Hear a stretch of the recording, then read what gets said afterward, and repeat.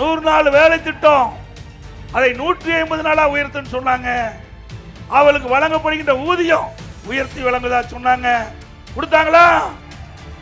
அந்த 100 நாள் வேலை திட்டம் குறைஞ்சி 50 நாள் ஆயிட்டது.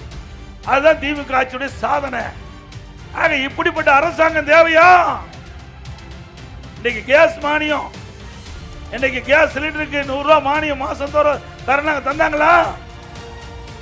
இன்னைக்கு நம்ம இளைஞர்கள் கல்வி கற்பதற்கு வங்கியில கல்வி கடன் வாங்கி இருக்கிறாங்க.